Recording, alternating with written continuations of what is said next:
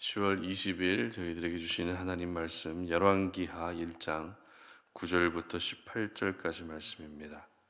이에 50부장과 그의 군사 50명을 엘리야에게로 보내매 그가 엘리야에게로 올라가 본즉 산 꼭대기에 앉아 있는지라.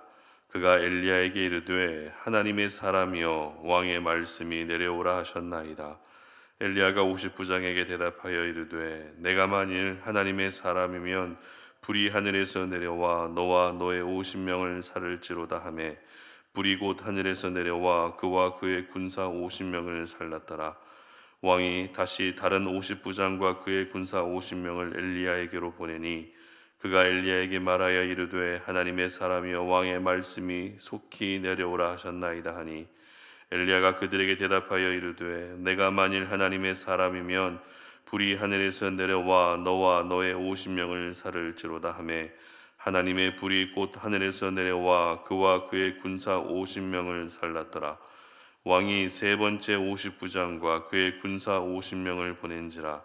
셋째 50부장이 올라가서 엘리야 앞에 이르러 그의 무릎을 꿇어 엎드려 간구하여 이르되 하나님의 사람이여 원하건대 나의 생명과 당신의 종인 이 50명의 생명을 당신은 귀히 보소서. 불이 하늘에서 내려와 전번에 50부장 둘과 그의 군사 50명을 살랐거니와 나의 생명을 당신은 귀히 보소서 하매 여호와의 사자가 엘리야에게 이르되 너는 그를 두려워하지 말고 함께 내려가라 하신지라. 엘리야가 곧 일어나 그와 함께 내려와 왕에게 이르러 말하되 여호와의 말씀이 내가 사자를 보내 에그론의 신 바알세부백에 물으려 하니 이스라엘에 그의 말을 물을 만한 하나님이 안 계심이냐. 그러므로 내가 그 올라간 침상에서 내려오지 못할지라. 내가 반드시 죽으리라 하셨다 하니라. 왕이 엘리야가 전한 여호와의 말씀대로 죽고 그가 아들이 없으므로 여호람이 그를 대신하여 왕이 되니 유다 왕 여호사밧의 아들 여호람의 둘째 해였더라. 아하시아가 행한 그 남은 사적은 모든 이스라엘 왕 역대 지략에 기록되지 아니하였느냐. 아멘. 그럼에도 불구하고의 신앙으로 살아야 한다라는 제목으로 오늘 아침 말씀 전합니다. 오늘 저희들은 그럼에도 불구하고의 신앙에 대해서 묵상해 보려고 합니다. 우리가 이 말, 그럼에도 불구하고라는 말을 주로 사용할 때가 언제인가 하면 비록 사실은 그러해도 그것과는 상관없는 행동을 할 때 그럼에도 불구하고라는 말을 사용합니다. 사실은 그러해도 그것과는 상관없는 행동을 할 때 이와 같은 말을 사용한다는 것입니다. 따라서 그럼에도 불구하고는 긍정적인 상황에서도 사용될 수 있지만 부정적인 상황에서도 이 말이 사용될 수 있습니다. 북이스라엘의 아합의 경우가 그렇죠. 아합은 아람과의 전쟁에서 하나님이 2번이나 이기게 하셨습니다. 그리고 가뭄을 끝내주시는 비를 내려주시는 기적까지 경험했습니다. 하지만 그럼에도 불구하고 여전히 우상을 섬기는 죄를 범하고 말았습니다. 그래도 다행히 오늘 본문은 이 긍정적인 의미의 이 그럼에도 불구하고라는 이 말씀을 우리가 묵상할 수 있는데요. 어제 살펴본 것처럼 아하시아는 다락 난간에서 떨어져 병이 들어 죽게 되죠.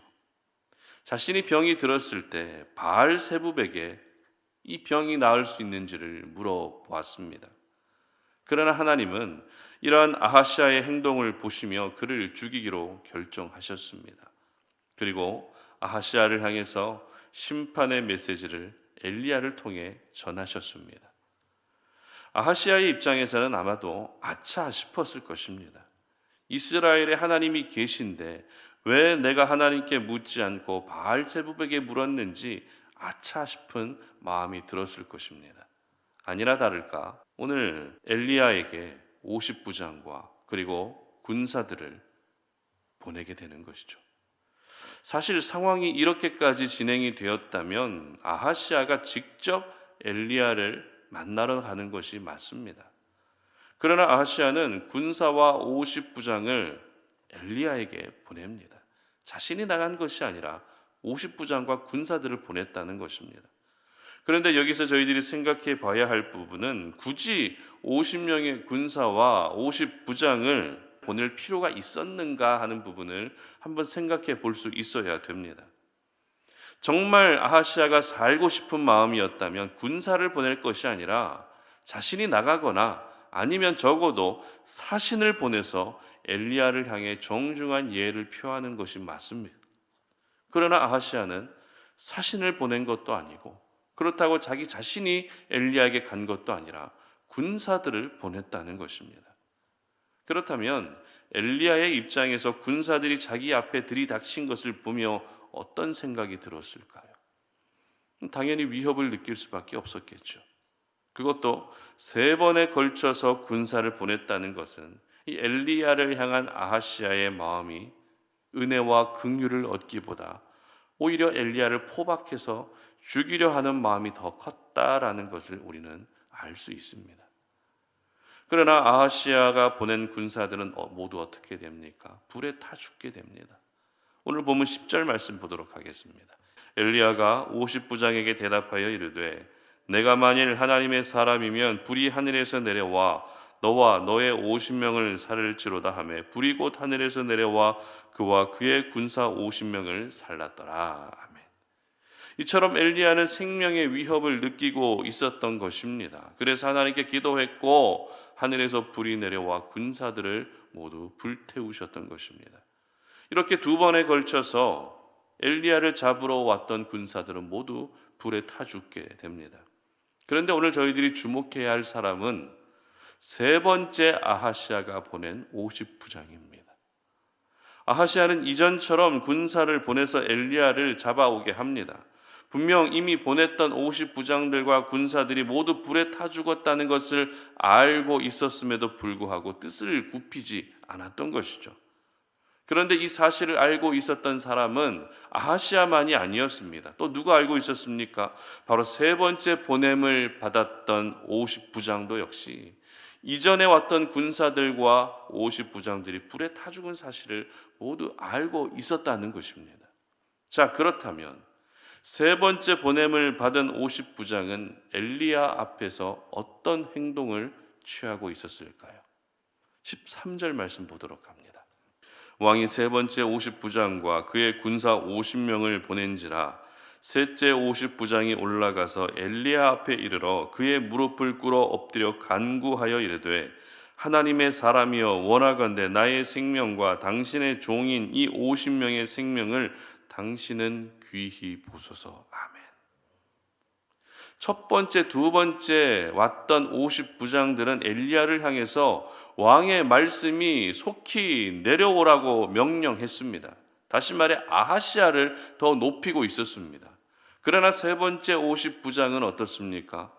가장 먼저 무엇을 구하고 있었죠? 엘리야에게 내려오라고 명령한 것이 아니라 나를 살려주시기를 구했다는 것입니다. 나와 군사들의 생명을 귀하게 봐달라고 그렇게 요청하고 있었던 것입니다. 3번째 50부장은 일체 아하시아의 말을 전달하지 않았고 그저 살려주시기만을 구했다는 것입니다. 그 결과 어떻습니까? 자신이 살 수 있었을 뿐만 아니라 아하시아의 바람대로 엘리야가 왕궁으로 오게 되었다는 것이죠. 사실 오늘 본문에 등장하고 있는 50부장들은 영화에서 보면 조연의 역할도 아니라 엑스트라에 불과한 사람들입니다. 그러나 오늘 우리는 이 3번째 50부장의 모습을 통해서 중요한 신앙의 교훈을 배울 수 있습니다. 그 신앙의 교훈이란 바로 오늘 제목과 같이 그럼에도 불구하고의 신앙이라는 것입니다. 앞서 말씀드린 것처럼 그럼에도 불구하고의 의미는 비록 사실은 그러해도 그것과 상관없는 행동을 의미한다고 말씀드렸습니다. 그렇다면 오늘 본문에서 사실이란 무엇일까요? 오늘 본문에 기록된 사실, 바로 엘리야를 잡아오기 위해서 아하시아가 군사를 보냈다는 것, 이것이 사실입니다. 그러면 이 사실은 그러해도 그것과는 상관없는 행동은 무엇이었을까요? 바로 세 번째 50부장이 엘리야 앞에서 보여주었던 행동, 즉 살려주시기를 바라는 은혜를 구하는 행동이 바로 사실과 상관없는 행동인 것입니다. 이처럼 세 번째 50부장은 왕이 엘리야를 잡아오라는 명령을 내렸음에도 그럼에도 불구하고 나와 군사들을 살려주시기를 구하는 신앙으로 살 수 있었던 것입니다. 더 나아가 아하시아가 명령했던 그 명령대로 엘리야를 데리고 올 수 있었던 것이죠. 만약 엘리야가 끝내 오지 않았다면 어땠을까요? 이 50부장과 군사들만 살아서 왕궁으로 돌아왔다면 어땠을까요? 아하시아의 손에 의해서 그들은 죽음을 당했을 것입니다. 그러나 그럼에도 불구하고의 신앙은 아하시아의 손에서도 죽지 않고 살 수 있게 했던 것입니다. 그렇다면 오늘 이 아침에 우리가 함께 말씀을 나누고 기도하기 위해 모인 우리 성도님들에게 여쭙습니다. 여러분은 그럼에도 불구하고의 신앙을 가지고 계십니까? 그럼에도 불구하고의 신앙은 거듭 말씀드리지만 지금 내 인생의 사실, 다시 말해 상황과 형편과 상관없는 신앙을 이야기합니다. 조금 더 구체적으로 말씀드리면 이런 것이죠. 만약 내가 신앙생활 하다가 시험에 들면 예배의 자리에서 멀어지거나 하나님을 향한 그 믿음이 흔들리는 경우들이 있습니다. 또 너무 피곤하면 기도 생활이 잠시 중단될 때도 있습니다. 하지만 그럼에도 불구하고의 신앙은 이와 같은 모든 상황 가운데에서도 그럼에도 불구하고 은혜를 구하고 그럼에도 불구하고 하나님의 손길을 구하는 것이 바로 그럼에도 불구하고의 신앙인 것입니다. 오늘도 저희들은 이 세상 속에서 지금의 형편, 지금의 사실에 너무나도 많은 영향을 받고 있습니다. 한편으로는 영향을 받는 것이 당연하다라는 생각도 듭니다. 하지만 하나님의 사람들은 그럼에도 불구하고의 신앙으로 오늘을 살 수 있어야 하는 것입니다. 그럼에도 불구하고의 신앙으로 오늘을 살아갈 때 결국에는 나를 살려주시는 은혜를 경험할 수 있고 내가 감당해야 될 사명을 감당할 수 있는 그 힘을 공급받을 수 있게 되는 것입니다. 우리가 잘 알고 있는 다니엘의 세 친구들은 불묵불 가운데서 고백했던 신앙이 그리 아니하실지라도 라고 하는 신앙이었습니다. 오늘 저희들은 그럼에도 불구하고의 신앙을 가질 수 있어야 합니다. 여러분에게 사실은 무엇입니까? 부인할 수 없는 사실, 내가 당연히 알고 있어야 될 그 사실이 어떤 것입니까? 오늘도 여러분을 힘들게 하고 여러분을 어렵게 하고 여러분을 낙심케 만드는 그 사실들은 무엇입니까? 그것이 재정의 문제이든 아니면 자녀의 문제이든 아니면 관계의 문제이든 누구나 힘겨워하는 사실들이 분명히 있습니다.